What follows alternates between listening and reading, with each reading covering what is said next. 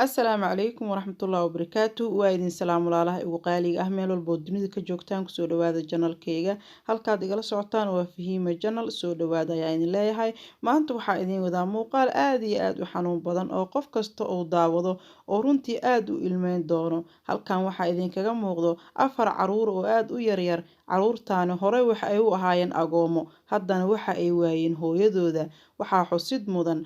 bishii tagtay in mucaaradku ay banaanbax sameynayeen isla markaasna ay dowladdu soo weerartay hooyada dhashay caruurtan oo halkaasi ku geeriyootay ayaa waxa ay goobta banaanbax uu ka dhacay meel u dhow ku iibinaysa loos ayada oo la daalaadhicaysa koriinshaha afarteeda caruurta ah waxaa halkaasi kula dhacday xabad wiifto ah ugu dambeynna waxay u geeriyootay xabadii ku dhacday bal fadlan daawadayaal muuqaalka ila dhageysta adinkoo aad u mahadsan waxaa idinka codsanayaa inaad fiidiyowga sii share gareysaan oo muuqaalka aad laag saartaan si uu u faafo oo walaalo fara badan u gaaro isla markaasna loo soo caawiyo caruurtan aadka u yaryar islaanka waxaan ka xusaa ilmaha masaakiinta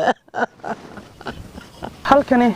waxaa igula sugan 4 caruur ah oo ay hooyadeed marxuumad Faadimo Xasan Cadow ku geeriyootay dhacdadii shaqaaqadii dhex martay ciidamada dowladda Soomaaliya iyo midowga murashaxiinta mucaaradka banaanbixii 19 Febraayo bishii la soo dhaafay ka dhacay isgooska number 4 ee magaalada Muqdisho marxuumad Faadimo Xasan Cadow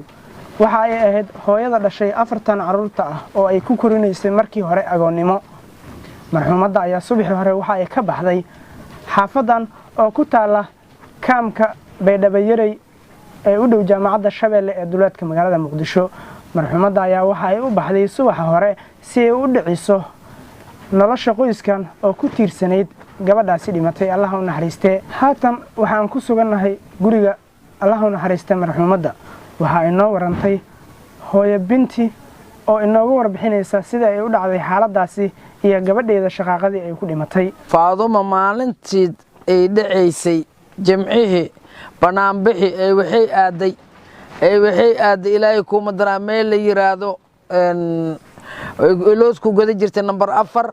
iyo X-con meesha la yiraahdo Taleex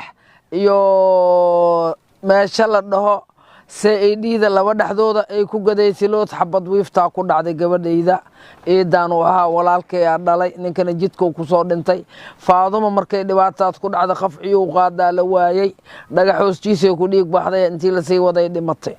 meedkii ala ii keenay meedkii waxaan ku soo tuugtay calamanka ilmihii aniga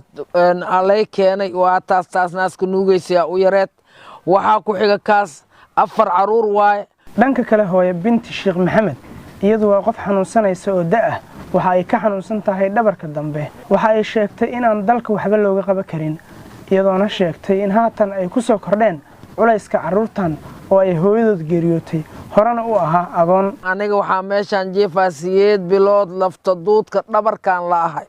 kaadida kateetarkaas iga bixiyaa kateetarkaas kaadida iga bixiyo haya xaarka sariirta la iga kor qaadaa ilmahan aniga habartooda u shaqay jirtay iyo ka ordi jirtay maanta waa ay soo muteysteen islaanka ummadda nagu maxamed inta shahaadada ummadda nagu maxamed waxaan ka cushaa ilaahay khayraha siiyo ilmaha in la soo gargaaro aniga waxa u haya ma jiraan masaakiin aan naqday islaanka shahaadada ilaahay gacantiin iyo dalculya Allah ka dhigo qof tuugsata ma ahaan qof raadii ka hadasha ma ahaan ilaahay amarkiisa dhabarkan ku beelay islaanka oo soo gaara ilaahay dartiisa noo soo gaara ilaahay dartiisa noo kaalmee 4 caruur oo masaakiinta iyo adiga waan idin ducee Allah u naxariistee marxuumad Faadimo Xasan Cadow ayaa ahayd dumarka ka ganacsada looska halkan ay subax walba ka qaadi jirtay looska iyadoona u iibgeyn jirtay guud ahaan magaalada Muqdisho qoyska marxuumad Faadimo Xasan Cadow ayaa dhibana u noqday dhacdadii 19 bishii la soo dhaafay ee Febraayo musharax kasta waxa uu raadinayaa in uu madaxweyne noqdo oo kursigaasi uu ku fariisto shacabka looma turo waxaan wada aragnay banaanbixii dhacay bishii hore in dadna ay ku dhinteen halka qaar kalena ay ku dhaawacmeen Allah u naxariisto hooyada dhashay 4 caruur ee halkaasi ku geeriyootay iyo dhammaan walaalaha halkaasi ku geeriyooday sidaad u jeedaan hooyadan ayaduna way xanuunsan tahay oo ma awoodo in caruurta markaas ay kafaalo qaado ayada ayaaba xanuunsan oo qof jiran ah marka walaalayaal waxaan idinka codsanaynaa inaad muuqaalka sii share gareysaan si walaalo fara badan uu gaaro oo qoyskan dhibaateysan loo soo caawiyo sidoo kale fiidiyoga laag dhac ku siiya waxa ay fududeynaysaa in walaalo fara badan uu gaaro muuqaalka markaasina reerkaani lasoo caawiyo aad baad u mahadsantiin adinkana waa idin mahad celinaya daawashadiina sida quruxda badan la Fahima channel ugu xiran tihiin markasto mahad celintiina kama daalo adig i daawanayo waxaan ku leeyahay waad mahadsan tahay sidaas ii nabadgelyo soo dhawow ayaana ku leeyahay hadaad cusub tahay iyo hadaad horey noola joogtaba sidaas ii nabadeey assalaamu calaykum waraxmatullaahi wabarakaatuh